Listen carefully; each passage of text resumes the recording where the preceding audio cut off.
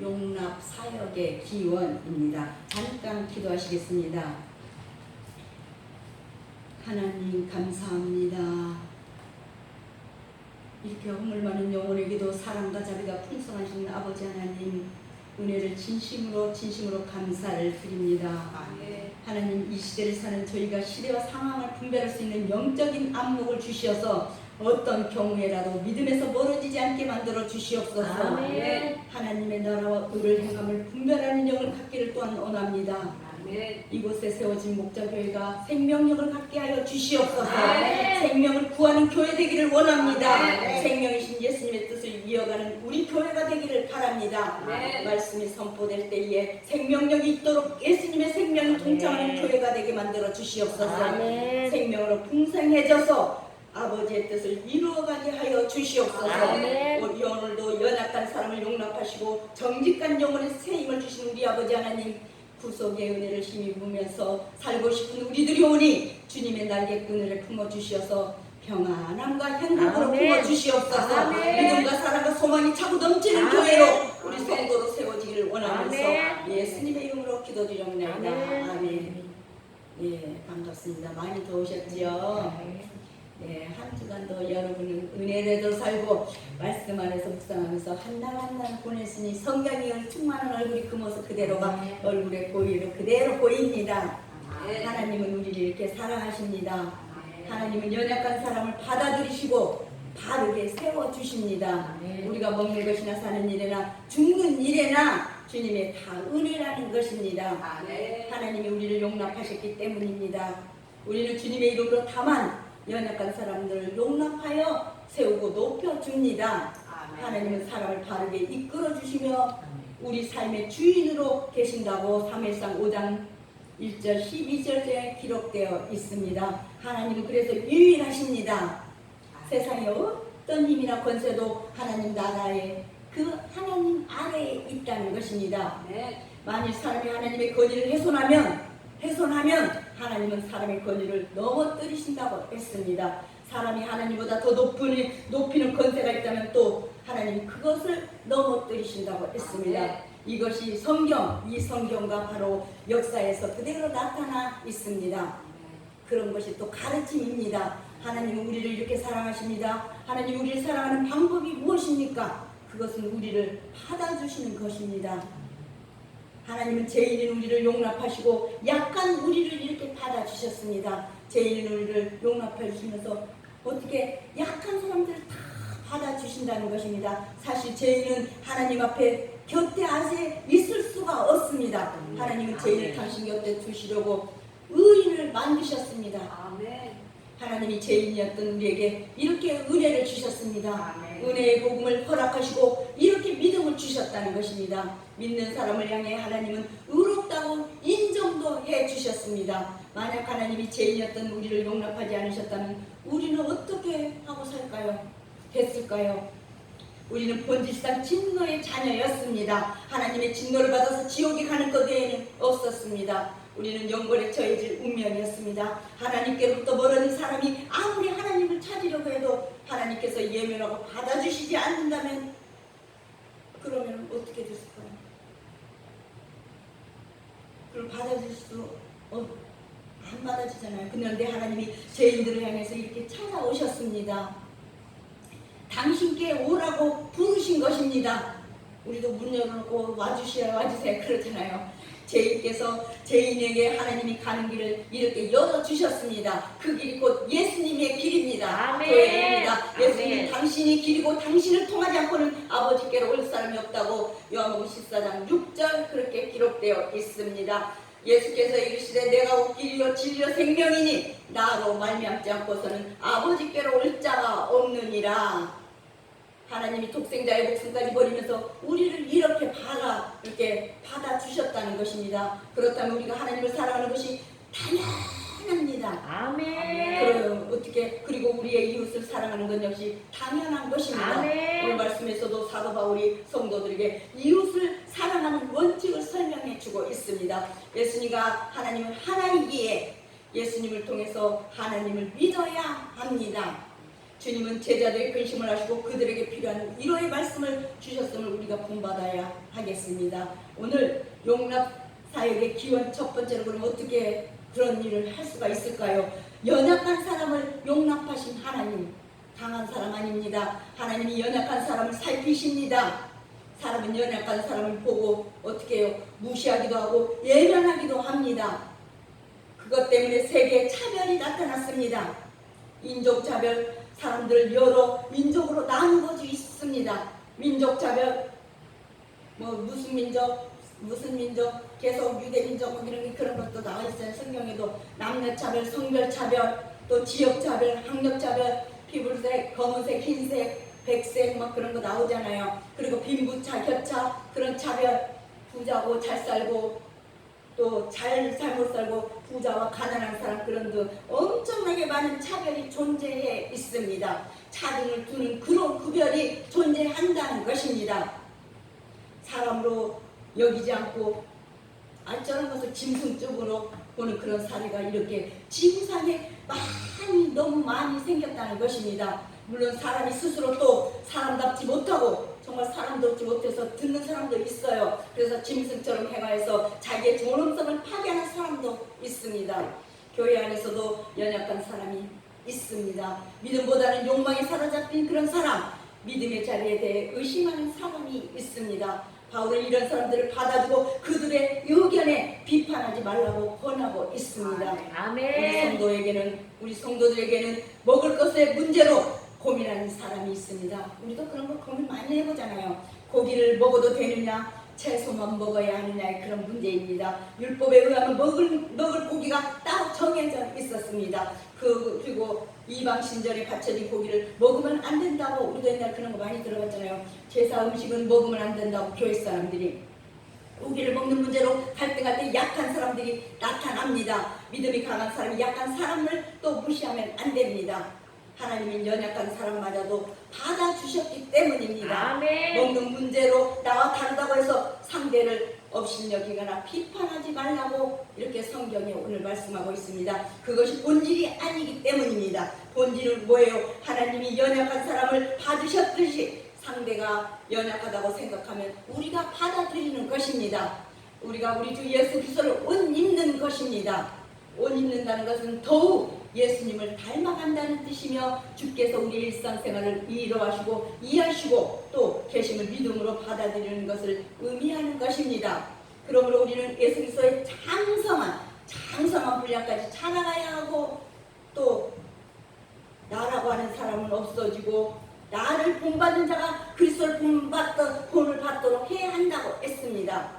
왜? 바로 구원의 때가 가까웠음을 상기하면서 깨어서 근신하여 깨끗한 생활과 날마다 성장하는 우리 성도가 되라는 것입니다.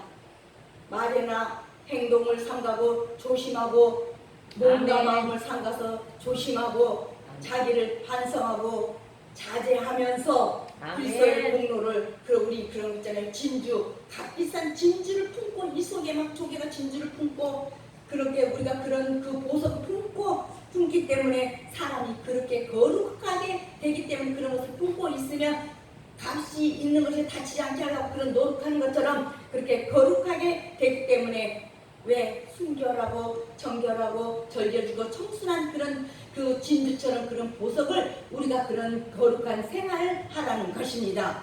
그러려면 두 번째로 우리가 감사한 마음을 하나님이 받으신다고 했습니다.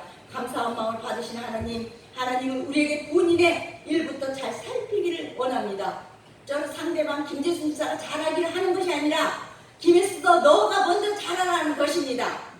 이렇게 당신의 사람들 중에 남의 하인에 대해 비판하는 경우가 있었습니다. 원래 사람들은 남의 말 하기를 좋아합니다.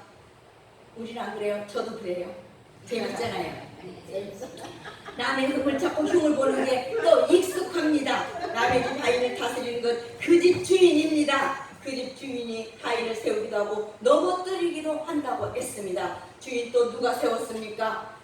하나님이 주인을 세우십니다. 아멘. 하나님이 세상의 권세를 세우기도 하고 낮추기도 한다고 아멘. 하셨습니다. 아멘. 사람들에게는 서로 현상이 있습니다. 으쌰으쌰 그런 거 있잖아요. 사람마다 고의적으로 다해하는 것이 다르고 좋아하는 것도 다릅니다. 그런데 사는 날 동안 어떤 날이 다른 날보다 좋다고 말하기도 하고 이 날이나 저 날이나 늘 똑같다고 말하기도 하고 틀린 게 아니라 다른 것이라는 것입니다.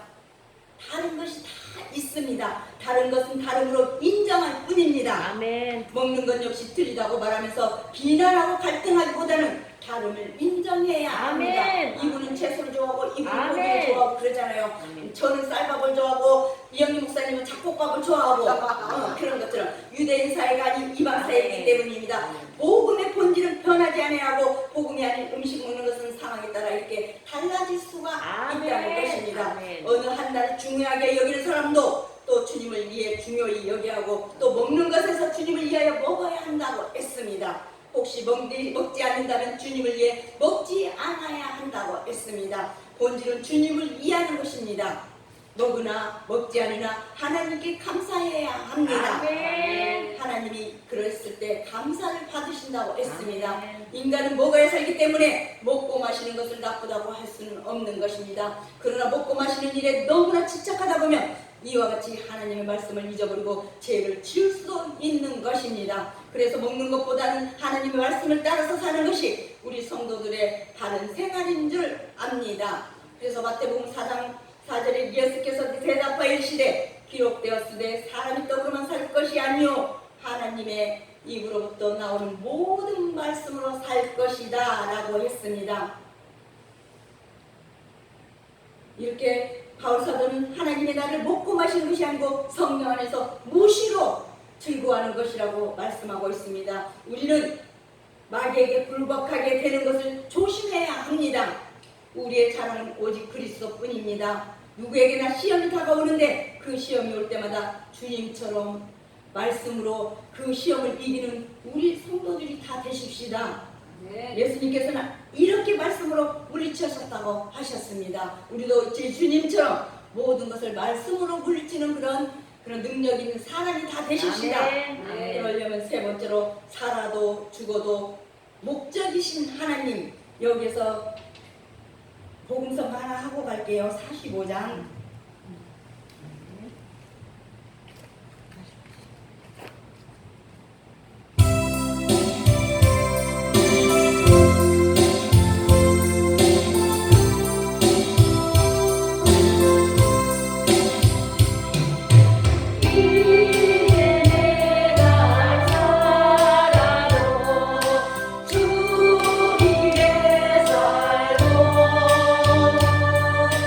이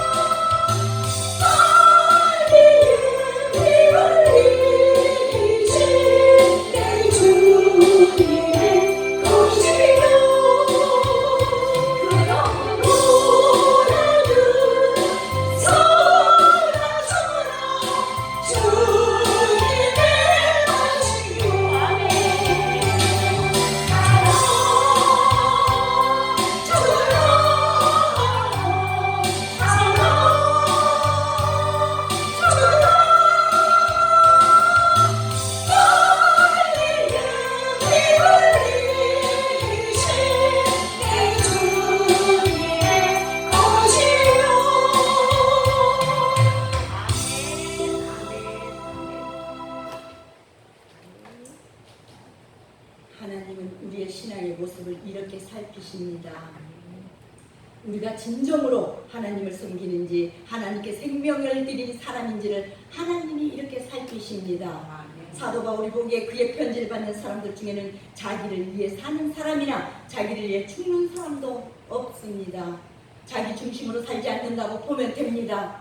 이 시대의 사람들, 정말 이 시대 사람들 대부분 자기를 위해 살기를 해도 자기를 위해 죽지는 않습니다. 사는 목적이 자기를 위한 것입니다.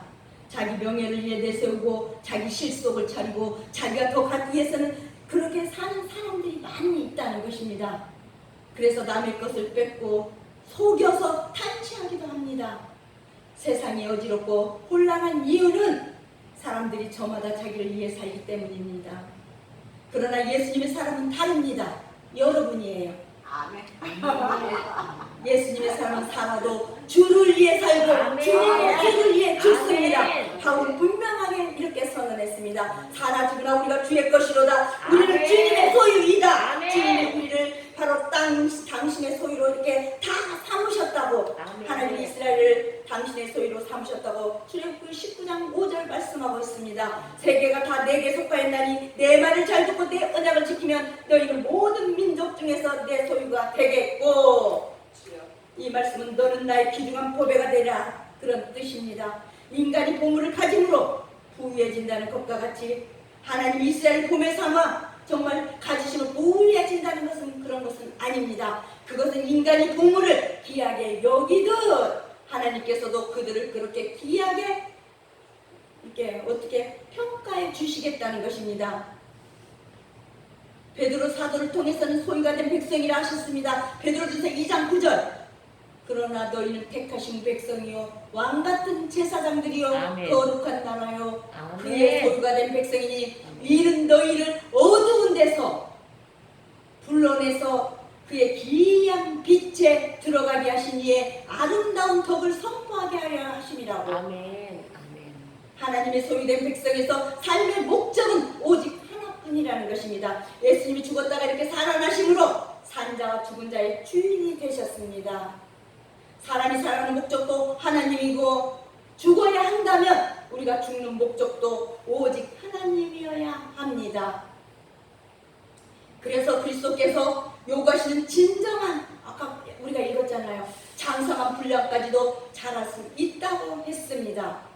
우리는 신령한 젖을 사모하며 그리스도의 장성한 분량까지 자라야 한다는 것입니다. 아멘. 살다도 죽어도 하나님의 어떻게 해요? 하나님 앞에 섬김과 순종은 그리스도의 모범을 더해서 충직히 행해야 이렇게 전해져야 한다는 것입니다. 그러려면 마지막으로 모두를 심판에 세우시는 하나님, 오늘 말씀에서 모두가 심판대 앞에 선다고 말씀하고 있습니다. 하나님은 우리의 삶과 죽음의 목적이십니다. 사람이 하나님을 목적으로 한다면 그 목적에 다른 것을 무시할 수가 있습니다. 사람이 정말 사람의 연약성이나 남의 집 하인의 흠이나 그런 흠 같은 것, 먹는 것의 문제가 그렇게 크게 부각되지 않습니다. 큰 목적을 갖고, 우리가 큰 목적을 갖고 있으면 작은 것은 그냥 지나칠 수가 있습니다. 아멘. 우리가 이렇게 그 7살짜리 애기가 놀고 있으면 투정거리고 우리한테 막 달랐는데 그런 거를 간섭할 필요가 없잖아요. 우습게 생각하고 귀엽게 생각, 그렇게 된다는 것입니다. 그냥 지날 수도 있고 덮어줄 수도 있습니다. 그런 걸 다 보면. 근데 우리 나 버럭 잘하잖아요. 버럭의 대명사. 원대한 목적을 갖고 있으면 작은 흠 정도는 그냥 어루만질 수가 있다는 것입니다. 그런데 하나님의 소유하는 사람들은, 하나님을 목적으로 사는 사람들이 형제를 이렇게 비판하고 업신여긴다고 했습니다. 하나님의 사람답지 못하다고 했어요. 이런 사람들을.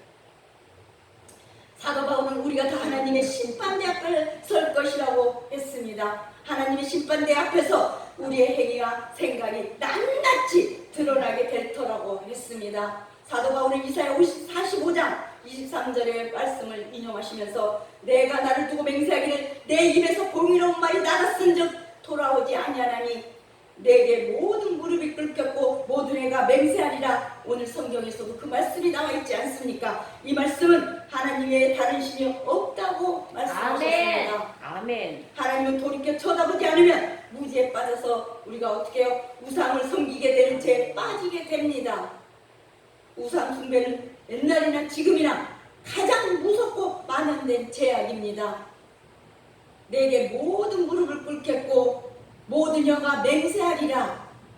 여기서 바울은 모든 사람이 하나님 앞에 무릎을 꿇을 것이고 모든 애가 자기의 죄를 하나님께 자백할 것이라고 말씀하고 있습니다. 하나님 심판대 앞에서 우리에게 직접 질문하신다고 했습니다. 예, 표현식으로 하면 그거 보셨어요? 포청청. 내 죄를 내가 알렸다. 입니다. 하나님 앞에서는 우리의 죄가 낱낱이 이렇게 드러난다고 했습니다. 하나라도 숨김없이 다 죄를 토해내야 한다고 했습니다. 하나님 모든 사람을 다 당신의 심판대 앞에 세우신다고 하셨습니다. 우리가 하나님 앞에 설 것은 어떻게 해요? 그런 것을 생각한다면, 이 앞에 설 수 있다고 생각을 한다면 사람들을 비판하거나 업신여기거나 정말 무시하지 말아야 아멘. 할 것입니다. 아멘. 그러지 못할 것입니다. 우리는 구원의 은혜를 이렇게 진정으로 깨닫고 감사함으로 하나님을 아멘. 대면할 수 있도록 하나님과 깊은 교제 가운데 아멘. 이렇게 살면서 성령님의 이끄심에 순종하여서 이 땅에서도 천국의 삶을 우리 마음속부터 내가 먼저 천국을 이루면서 다른 사람에게 천국을 나눠드리는 그런 사람, 바로 예수님 중심, 교회 중심, 기도 중심, 말씀 중심, 네. 예수님 그런 속에서 그 안에 테두리 안에서 살면서 예수님과 동역하면서 예수님 말씀을 잘 받들어서 섬기는 일주일 한 주 다시 되셨으면 좋겠습니다. 아멘. 기도하겠습니다. 하나님 감사합니다. 아멘. 오늘도 생명의 말씀을 들으면서 고통받는 자 위로가 되게 하시고 아멘. 선한 길을 향해 갈 수 있도록 도와주시옵소서. 아멘.